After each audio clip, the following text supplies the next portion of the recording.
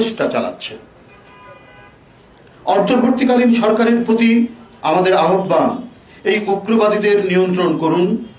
বাংলাদেশে যারা রয়েছেন, ভারতের সাধারণ জনগণের বিরুদ্ধে বাংলাদেশের জনগণের কোনো শত্রুতা নেই, কিন্তু চরম উগ্রবাদী বিজেপি যদি বাংলাদেশের বিরুদ্ধে যুদ্ধ ঘোষণা করতে চায়, তাহলে বাংলাদেশের দেশপ্রেমিক প্রতিটা মানুষ এদেশের স্বাধীনতা, সার্বভৌমত্ব, সম্মান, আত্মমর্যাদা রক্ষায় রুখে দাঁড়াবে। দুর্জয় এ বাংলাদেশ কখনোই মাথা নোয়াবে না। কলকাতার উপ হাই কমিশন, আগরতলা সহকারী হাই কমিশনে হামলা, মুম্বাইয়ে বাংলাদেশের ডেপুটি হাই কমিশনের সামনে হাঙ্গামা এবং ধারাবাহিক চরম উস্কানিমূলক বক্তব্য ও সীমাহীন অপপ্রচারের বিরুদ্ধে উত্তাল হয়ে উঠেছে বাংলাদেশ। বাংলাদেশের অভ্যন্তরীণ বিষয়ে ভারতের হিংস্র আগ্রাসী হস্তক্ষেপের ঘটনা ও ভারতের বাংলাদেশ বিরোধী অপতৎপরতার বিরুদ্ধে প্রতিবাদ জানাতে ঢাকা বিশ্ববিদ্যালয়ের জগন্নাথ হল সহ দেশের বিভিন্ন স্থানে হিন্দু ছেলেরাও মিছিল নিয়ে বেরিয়ে এসেছে। তারাও প্রতিবাদ করছে, বিক্ষোভ করছে, এবং এদের সংখ্যা সবচেয়ে বেশি।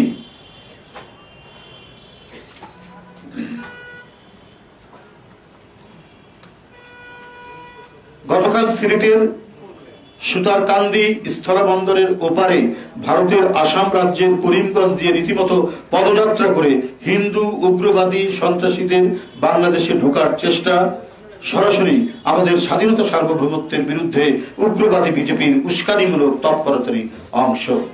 তার আগে উগ্রবাদী সন্ত্রাসীরা বিজেপি সরকারের উস্কানিতে আইন প্রয়োগকারী সংস্থার সদস্যদের নিষ্ক্রিয় উপস্থিতিতে আগরতলার কুঞ্জবনে অবস্থিত বাংলাদেশের সহকারী হাই কমিশনে নারকীয় হামলা, জাতীয় পতাকা ছিঁড়ে আগুন, পতাকার খুঁটি ভাঙচুর, সহকারী হাই কমিশনের অভ্যন্তরের সম্পত্তি ক্ষতিগ্রস্ত করে। আগরতলায় কূটনৈতিক মিশনের উপর এহেন নজিরবিহীন হামলা Vienna convention on diplomatic relation 1961 এর সুস্পষ্ট লঙ্ঘন।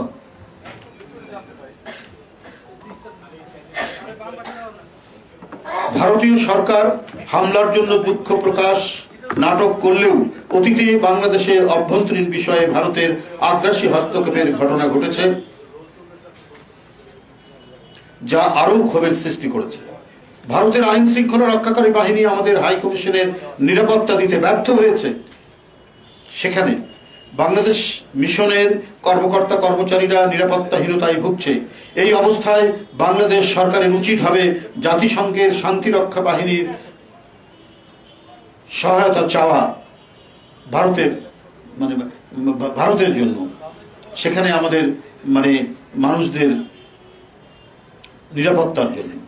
আমরা ভারতের উগ্রবাদী হিন্দুদের বলবো, আপনাদের বন্ধুত্ব তো শেখ হাসিনার সাথে, সেই বন্ধুত্ব রক্ষায় বাংলাদেশের জনগণের বিরুদ্ধে যে প্রকাশ্য শত্রুতায় নেমেছেন, সেটা সৎ প্রতিবেশী সুলভ আচরণ নয়।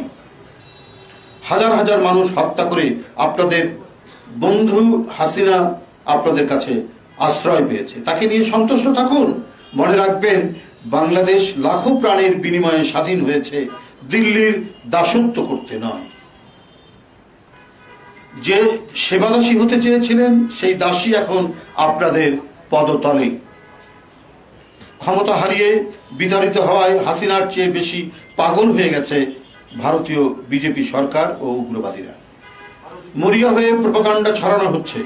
হিন্দুত্ববাদীদের আরেক ছদ্মবেশী শিখণ্ডী মমতা ব্যানার্জি জাতিসংঘ শান্তিরক্ষী পাঠাতে বলছে। আরে ভারতেই তো বাংলাদেশের মিশনগুলো অরক্ষিত, নিরাপত্তাহীন, এবং বাংলাদেশি মিশনের একজনকে আমরা যেটা ভিডিও ভাইরাল হতে দেখেছি, কি বেদম প্রহার করা হচ্ছে। তারপরে মমতা ব্যানার্জি বলবেন বাংলাদেশে শান্তিরক্ষী বাহিনী দরকার না ভারতে শান্তিরক্ষী বাহিনী দরকার। প্রতিবেশী হিসেবে আমাদের বন্ধুত্বের হাত প্রসারিত, কিন্তু শত্রুতা করতে চাইলে সেটা বাংলাদেশের স্বাধীনতা প্রিয় জনগণ মেনে নেবে না। আপনাদের প্রতি অনুরোধ, নিরাপত্তা ও স্থিতিশীলতার প্রতি হুমকি হয়ে দাঁড়াবেন না। বাংলাদেশের মুসলিম, হিন্দু, বৌদ্ধ, খ্রিস্টান যারাই নিরাপত্তাহীন মনে করেন তারা সরকারকে জানান, সরকার উপযুক্ত ব্যবস্থা নেবে। কিন্তু ভারতের দৃষ্টি আকর্ষণ করে লাভ নেই।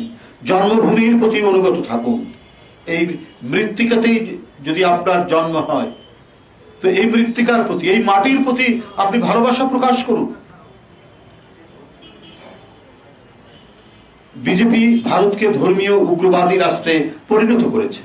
বাংলাদেশ ভারতের মতো উগ্রবাদী কোন ধর্মীয় রাষ্ট্র নয়।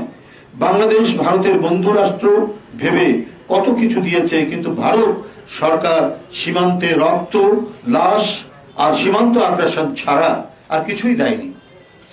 বন্ধুরা, ভারত সংখ্যালঘু সম্প্রদায়ের মানুষের উপর অসংখ্য নির্মমতার ঘটনা ঘটছে প্রতিনিয়ত এবং দীর্ঘদিন ধরে। সেসব নিয়ে দেশটির কোনো সংকোচ বা অনুশোচনা নেই, কিন্তু বাংলাদেশে তাদের মাস্টার প্ল্যানের পরিস্থিতিতে তারা অযাচিত উদ্বেগ, উগ্রতা প্রকাশ করছে। সেই পরিস্থিতি কিছুই না, দুই একটা বিচ্ছিন্ন ঘটনা, কিন্তু তাদের মাস্টার প্ল্যানের অংশ হচ্ছে বাংলাদেশকে অস্থিতিশীল করো, বাংলাদেশ যেন স্বাভাবিকভাবে চলতে না পারে। এটাই হচ্ছে তাদের একেবারে এটা একটি আন্তর্জাতিক মাস্টার প্ল্যান, কারণ এখানে বাইরের একটি দেশ এর মধ্যে জড়িত বলে এদেশের মানুষ মনে করে। যে সীমা অতিক্রম করেছে, যার সীমা অতিক্রম করেছে, ভারতের ভূমিকা ডাবল স্ট্যান্ডার্ড। তাদের নিজেদের দেশে মুসলিম, খ্রিস্টান, নিম্নবর্ণের, দলিত, হিন্দু, শিখ সহ সংখ্যালঘুদের কোনো নিরাপত্তা নেই। তারা বাংলাদেশের অভ্যন্তরীণ বিষয় নিয়ে অস্থির। বিশ্ববাসী জানে হিন্দুত্ববাদী ভারত সংখ্যালঘু নির্যাতনের আতুরঘর। বিশ্বের 1 নম্বর বর্ণবাদী দেশ হল ইন্ডিয়া। সে দেশে মুসলমান নাগরিকদের উপর নানা জুলুম, নির্যাতন করা হচ্ছে বছরের পর বছর ধরে। সংখ্যালঘু মুসলমানের বাড়ি ঘর বুলডোজার দিয়ে গুড়িয়ে দেওয়া হয়। গরুর মাংস খাওয়ার অভিযোগে সংখ্যালঘুদের প্রকাশ্যে পিটিয়ে হত্যা করা হয়।